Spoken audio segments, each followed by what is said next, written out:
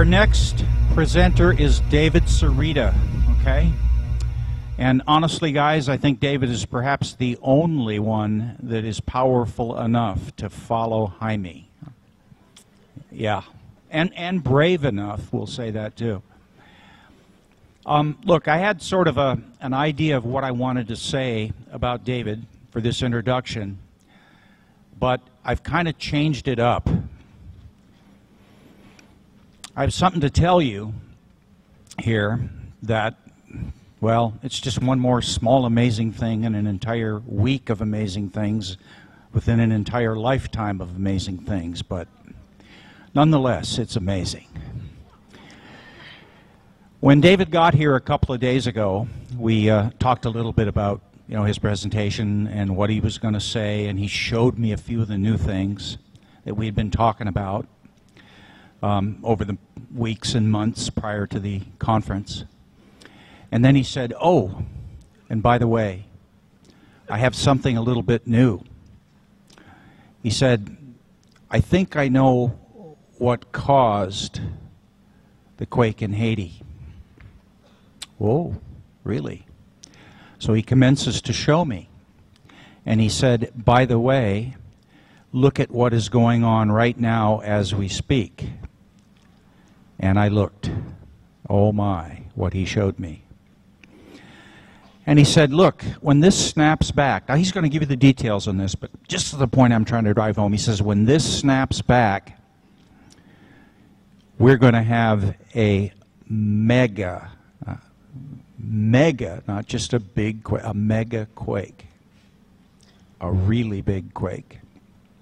He said, 2 to 3 days after, he says, I'm still working on the timeline, but you see right now it's pointed right at us. And he goes to the next hour's update, and oh my God, it snapped. Right as the moment we're talking about it, he says, oh my gosh, it's going to happen while we're here. It's going to happen while we're here. I kept bouncing over to him, and he kept updating me and showing me what was going on currently. And he said, well, he said, I think it's going to be probably in the next 24 to 36 hours now. 8.8 chilly. About what, 1:30 last night. He told me it was going to happen. He predicted it, you might say. This is all real, guys.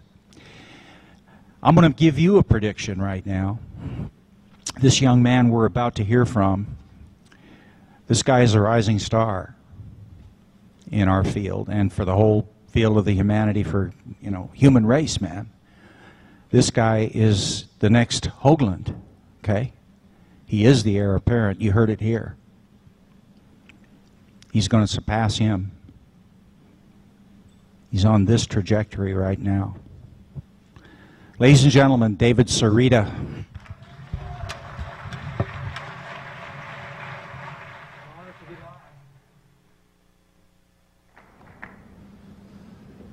Members of the UFO Congress, the House and the Senate, the Speaker of the House, Bob Brown, it's an honor to be last. I mean, this is the end of Bob Brown's 20-some-odd-year journey here, and it's really great to be in this position. And a lot has happened in the last few days, so there's been a few surprises kind of thrown at us, and Bob kind of gave you a little bit of a teaser of something that I've been working on for a long time, and I'm just going to talk about this very briefly before I go into my full presentation on reverse-engineered UFO technology. I've been following the sun like people follow the stock market. And I look at the sun every day. And in fact, as we're approaching 2012, those of you may have heard me on Coast to Coast AM with George Norrie talking about quantum electrodynamics in 2012, over here on my right and left. And I'm just going to show you what has happened in the last year is the sun went into the deepest solar minimum we've ever seen. And I had many dialogues with David Hathaway at NASA Solar Observatory. And I said to him, aren't we going to have a really cold winter this winter because the sun is so cold? and the amount of solar energy converted into thermodynamic energy is much lower. And he said, well, we can't really predict the weather yet. And of course, everybody knows we had a very cold winter. We had a lot of snow in places we've never seen it, like Texas and the southern United States. And so I noticed what happened, for 10 months there were no sunspots on the sun at all, nothing. And all of a sudden they started showing up. And last September, if you look at the image on the left, is the sun on the September 28th. And I had had a dream just before this actually happened that there were going to be over 100 earthquakes, just off the coast of Australia. And I, didn't know what to think of the dream. But anyway, days later, literally days later, on the 28th of September, this sunspot on the lower portion of the sun, and the sun is spinning counterclockwise, which actually to you is this way. And what's happening is the sunspots about every 20 days or so line up with Earth, and then they disappear and go back on the other side. And there were none for months. It's like the stock market. You're looking at the sun and nothing's happening. And this sunspot was in alignment with Earth, and boom, we had a tsunami in American Samoa.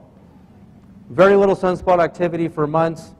On January 12th, the day of the Haitian earthquake, you see on the second image on the right, big sunspot on the top, produced a little bit of X-ray class flaring at the medium level. Boom, we had an earthquake. And so what I was showing Bob was something really, really rare, according to NASA, very, very, very rare. And that is what's called a hitter flare erupted on the sun, which looks like a long kind of piece of spaghetti hanging out of the sun. It was 1 million kilometers long. And it was actually on space weather. And it was just kind of dangling there for 3 or 4 days as attached to a sunspot, like an umbilical cord. And when the sunspot was facing Earth, I knew that this thing was going to break. I mean, like a piece of spaghetti. It was going to break and then smash into the sun, and you would get an effect. And it did it right when it was facing Earth 2 days ago. And that's when I said to Bob, watch out. There is going to be a big earthquake. And everybody knows what happens. But basically, as we move into 2012, our solar system is moving into higher and higher frequencies in the galaxy. And like we've never seen in millions and millions of years, we're entering a very new dimension of our galaxy. And the energies that we're entering in field spaces move their energy into the sun and then consequently hiccup them and move them into the Earth. So we are going to see some very, very interesting changes. But that's not what my lecture is about here. How many of you would like to see, I mean, I'm sure I'm going to get a show of hands, Congress create a bill that gives us access to Lockheed Martin, Boeing, NASA, on the deepest levels to bring out reverse-engineered UFO technology so that we can all benefit from it and get off of fossil fuels? How many? So if this was really the United States Congress, well, it would happen. And really you are, because you are the people. You can vote and fight with your senators and your congressmen and demand that this happens, because we all know we're not crazy. Thousands or hundreds of thousands of sightings of UFOs are happening over the past couple of decades, and we're not all hallucinating. And after attending the UFO Congress, which is kind of like going through university, you've seen the evidence, you know it's real. And last year I presented a new hypothesis on my discovery on quantum electrodynamics and differentials as the answer to tapping into the zero-point energy fields. And at the end of my presentation, I showed one of my blueprints, my precious blueprints that I've held secret for over 10 years. And I never wanted to show all of them publicly because I was hoping to find an investor or a company that wanted to join me and secretly build this flying saucer like the Wright brothers and see if it flew. And I told you how at the age of 7 in Berkeley, California in 1968, I saw a flying saucer as clear as the Billy Meyer photographs reveal, as clear as that, with my own eyes. And that's how this whole thing started. And they started teaching me about the counter-rotational spinning fields as part of the answer to their proposal.